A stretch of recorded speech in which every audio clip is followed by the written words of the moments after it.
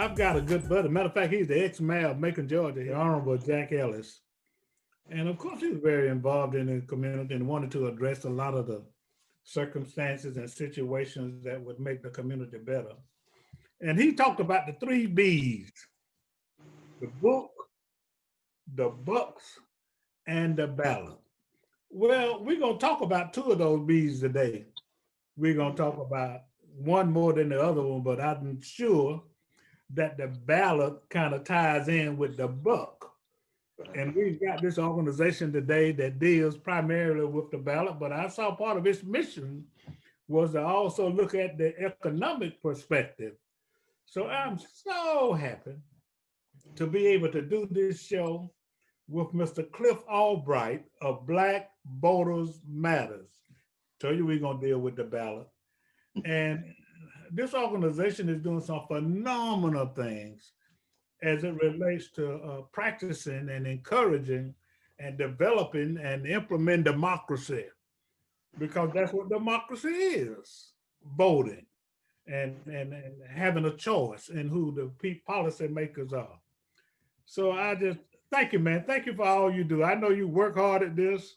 And let's start by let's just tell us a little bit about yourself. Yeah, so hey, thank you for having me. I'm Cliff Albright, co-founder, executive director of Black Voters Matter. I'm originally a child of the North. I'm born and raised in the Bronx, New York. But in 1998, I moved down south. I moved to Selma, Alabama.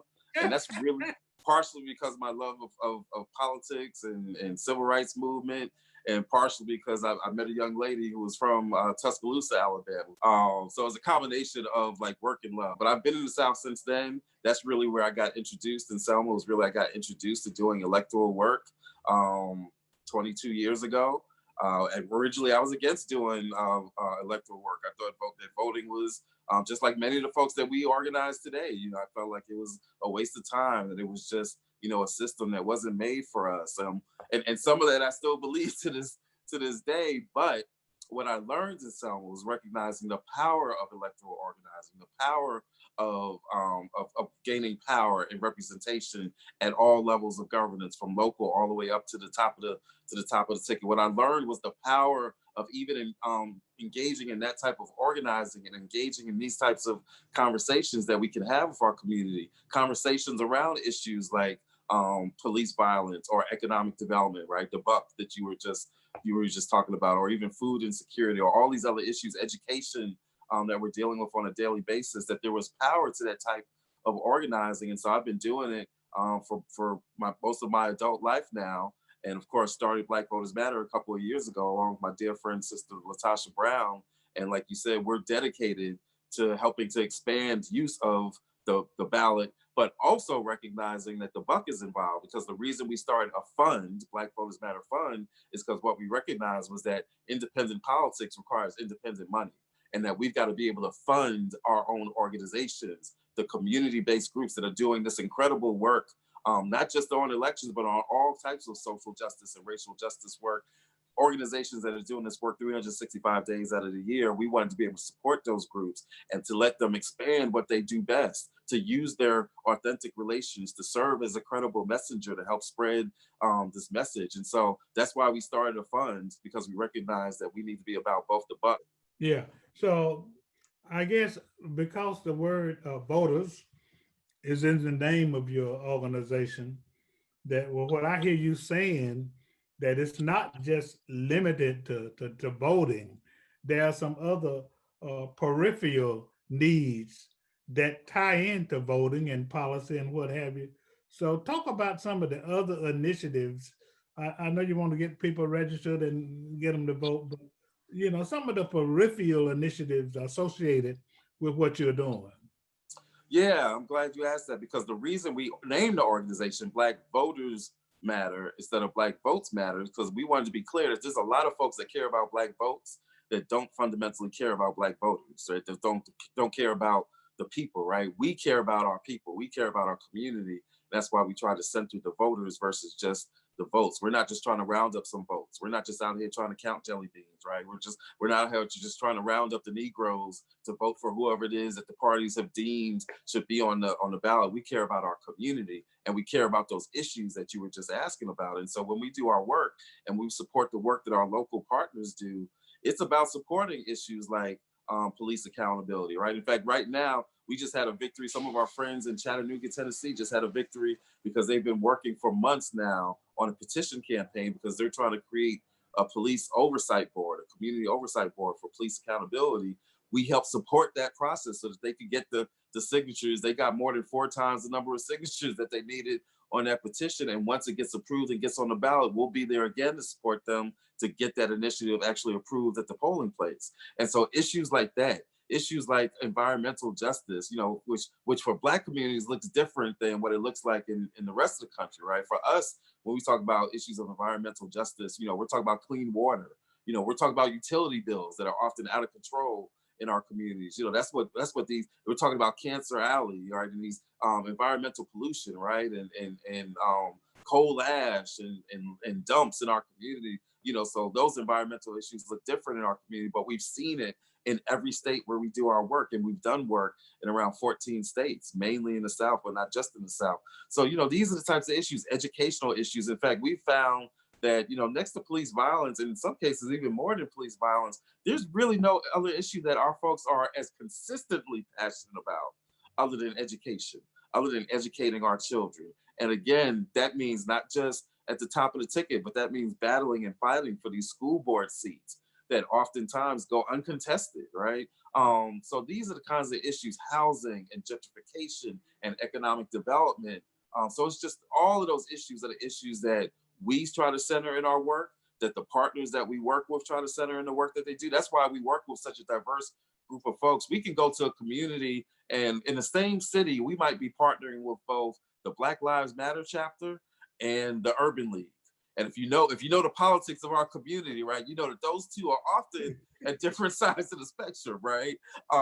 But that's what we do. We bring folks together, and because at the end of the day, you know, I believe like what Malcolm said. He said we're not oppressed in this country because we're Democrat or Republican, or because we're Delta or AKA, or because we're, you know, Christian or Muslim, or because, you know, all these other issues, because we're left-handed or right-handed. The source of the oppression has been based on the fact that we were Black, and the source of our strength and our unity and what it's going to take to come out of these things and achieve the society that we want is going to be based on that type of unity as well. And so that's what we do. And wherever we go, we're able to bring together within a city or within a county, sometimes bringing together organizations that haven't even worked together on some of these issues, even though they have similar mandates. And so what we believe is that when we can come in, provide some support, center Black love, center Black culture, right? And center like a commonality, center the concerns about the issues themselves, all those issues that I just went through.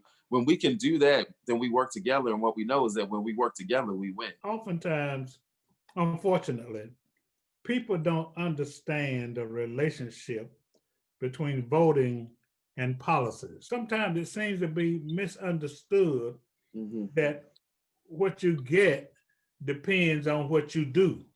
That's And right. if you're concerned about what you get, you know, my favorite expression is don't just stand there, do something. That's right. So talk about the relationship between being a responsible citizen and not only voting, but being cognizant of the other kind of things that you work on and policy. And Right. you know, what policies really do and how they affect the community. When you think about it, you know, I have a friend from when I lived in Selma who used to point out, you know, in fact, the old school civil rights attorney, J.L. Chestnut, he used to say, you know, voting and policy literally affects everything from the way we enter this world to the way we exit this world, right? Policy impacts the way you enter this world. Where are you born? Where is the facility? How is the facility licensed where you're born? Or how is the person who's bringing you into this world, how are they licensed, right? Until what? The other side of that spectrum, how we leave this world, right? Where you're buried and what that facility is licensed to do and what are the conditions of how you get buried and how your death is recognized from that birth certificate to that death certificate. Everything deals with policy.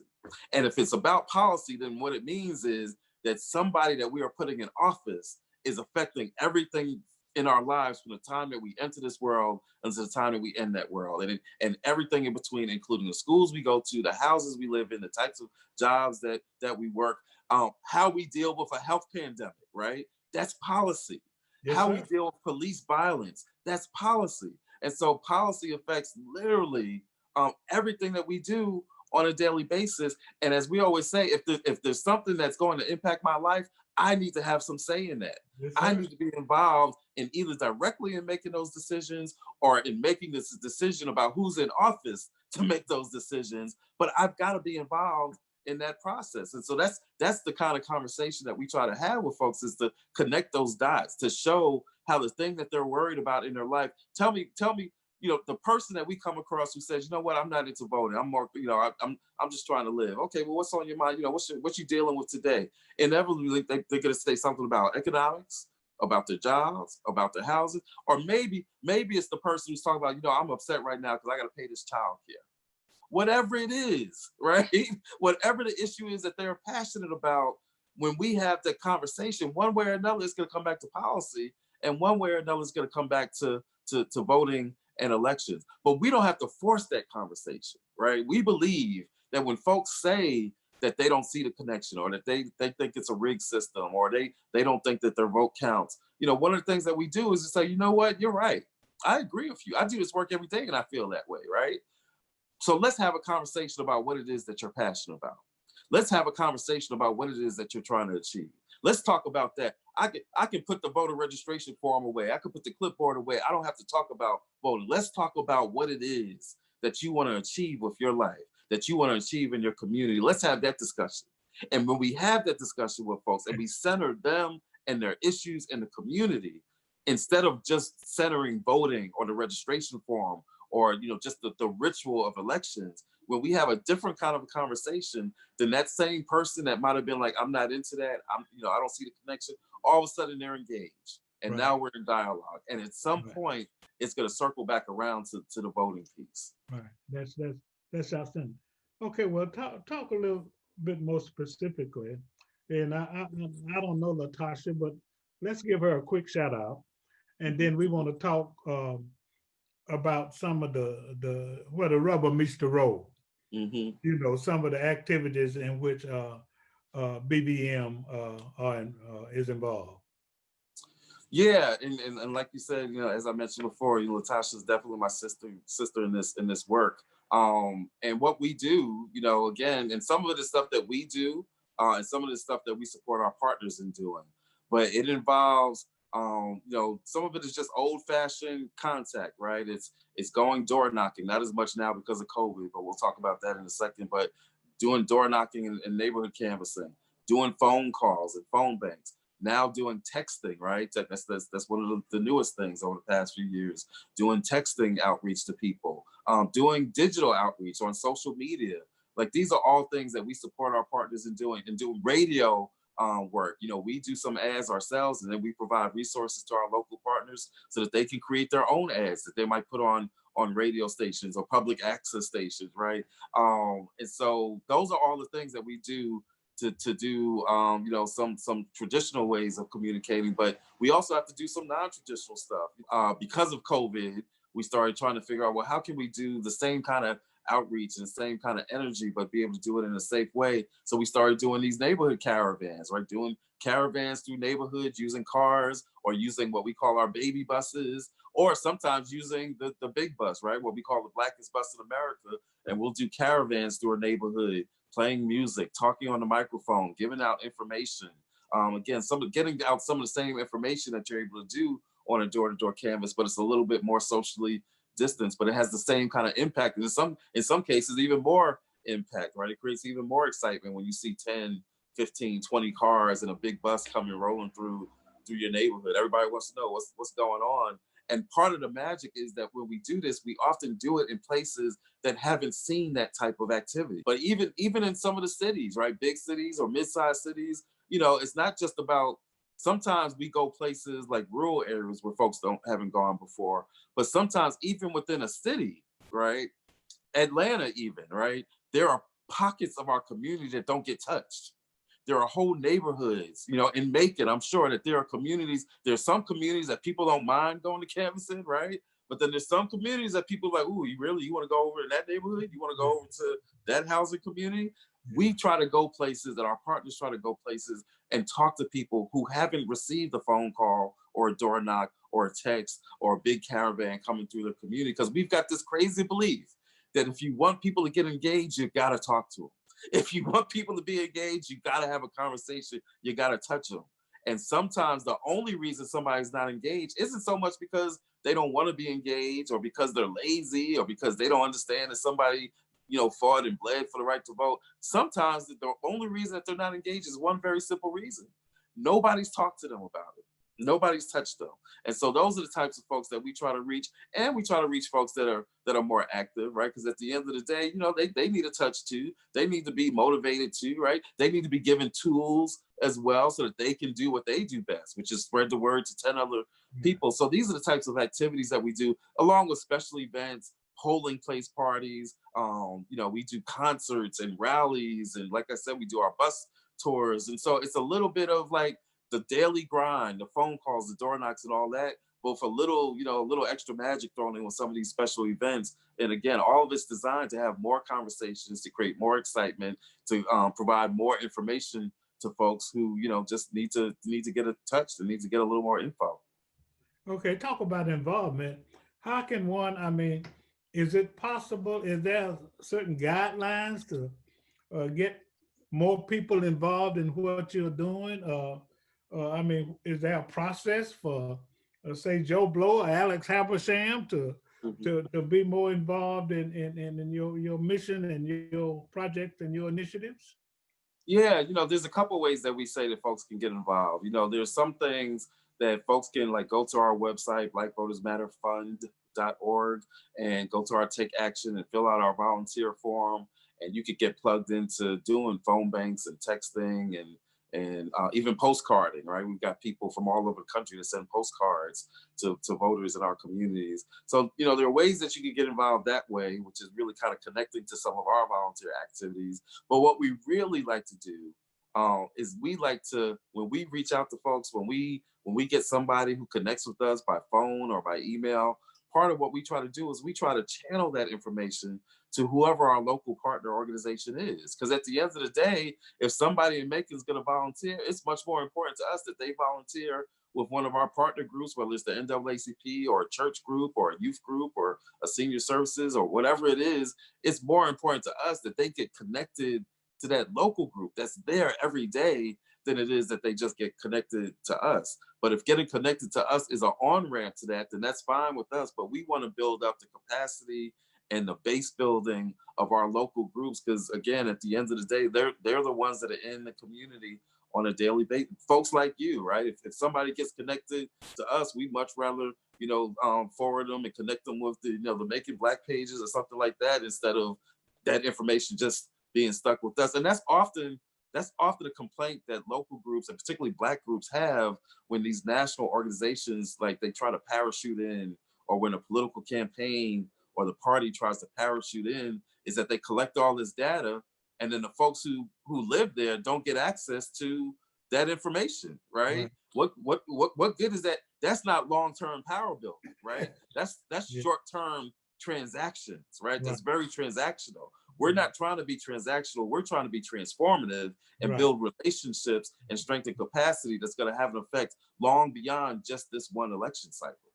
Now, what if an organization that's not already a partner, maybe a community organization or what have you, they're popping up, and I guess they're popping up more now than they used to because of COVID, and there's a greater need for connectivity and communication. So, two questions.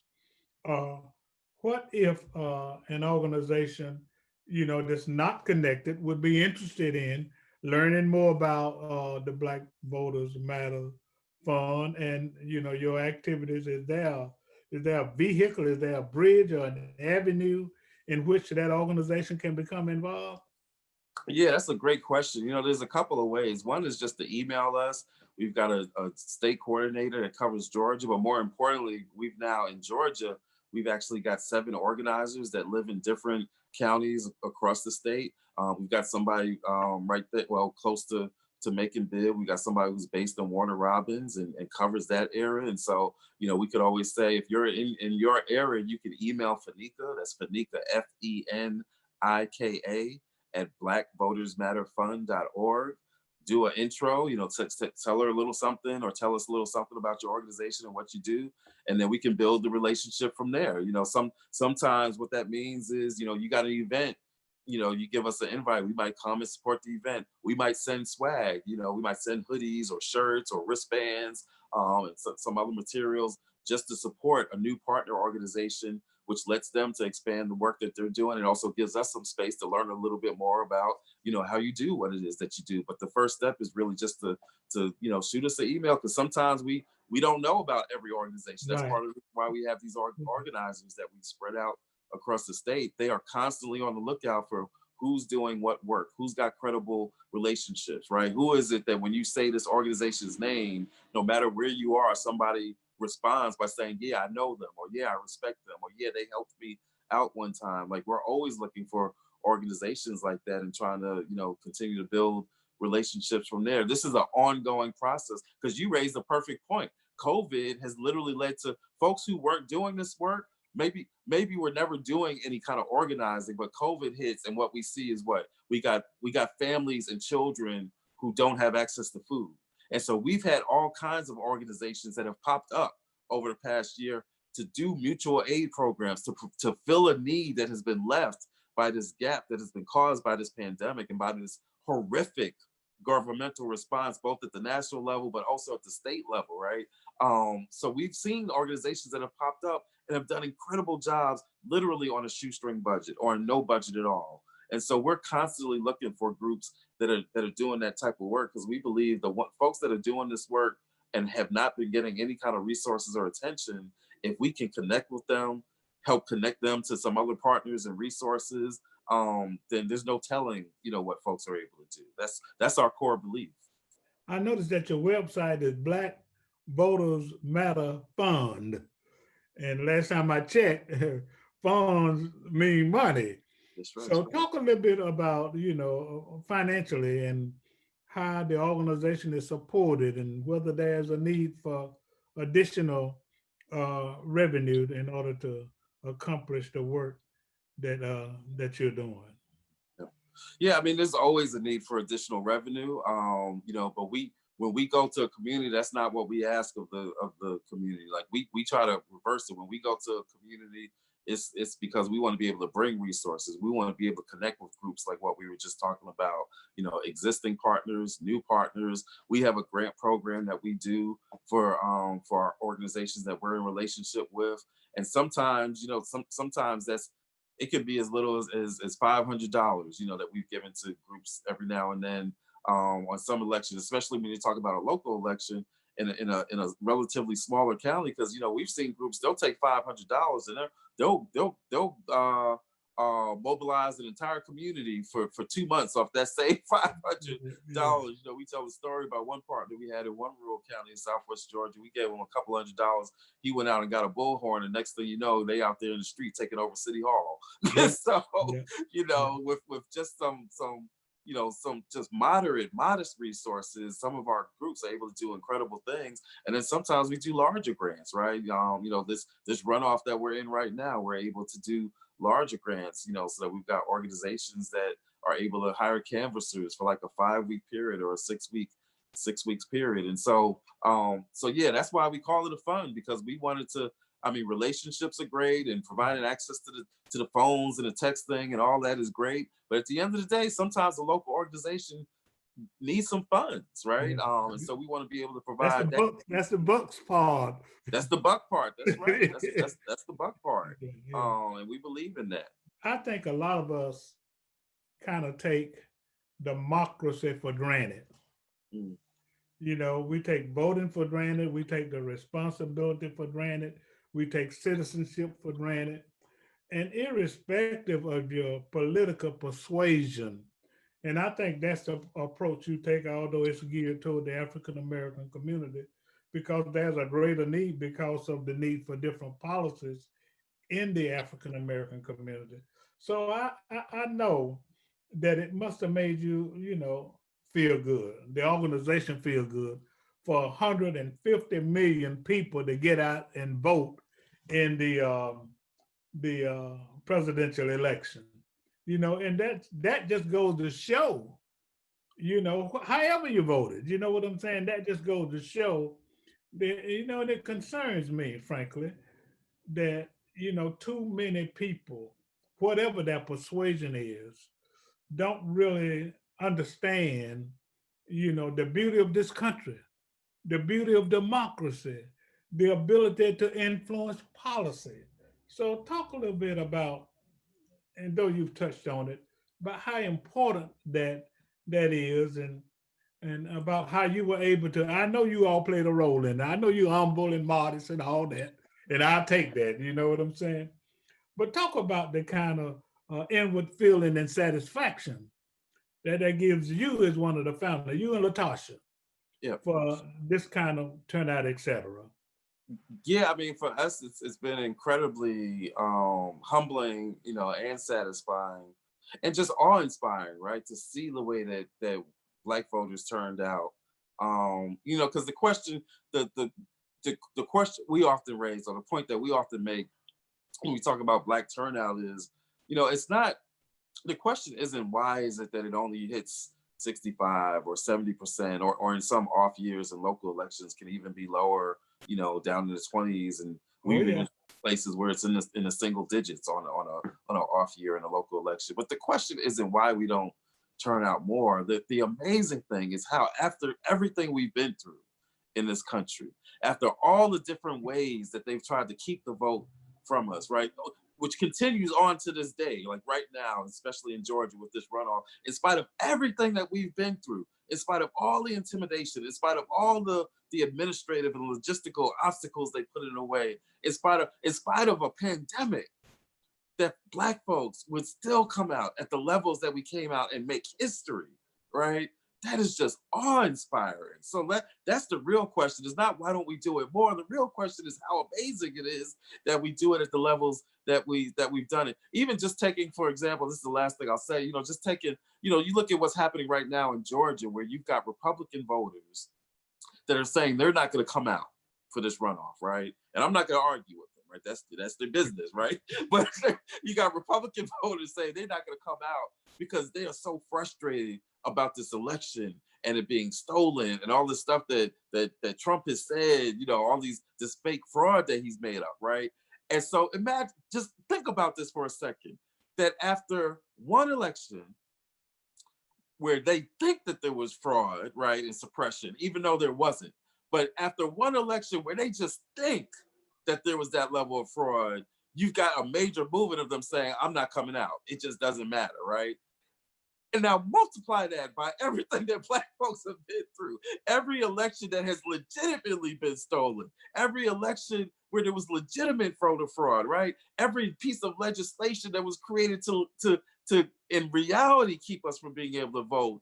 And yet still we don't have the response that you're seeing just over the past 2 weeks, from these folks that feel like there was some fraud going on in the election. That's an amazing story for us to tell. Yeah, yeah. Well, it has been phenomenal. This interview has been phenomenal. Give that website again that where one can go and learn more information. It's Black Voters with an S Matter Fund, FUND.org, Black Voters Matter Fund.org. Or really the best place to go is really our social media, because you're able to get even more real-time updates. And on Facebook, Twitter, Instagram, you can go to Black Voters MTR, like Matter. Black Voters MTR on Facebook, Twitter, and Instagram. This is a call to action, and I've done a phenomenal job of listening to Mr. Cliff Albright, who is one of the co-founders of Black Voters Matter. It's my understanding they're going to be in the area soon. Yep. We'll be sending out information about that. I just want to congratulate you, young man. This is the call to action. I'm your host, Alex Havisham. We'll see you on the rebound. Have a great day.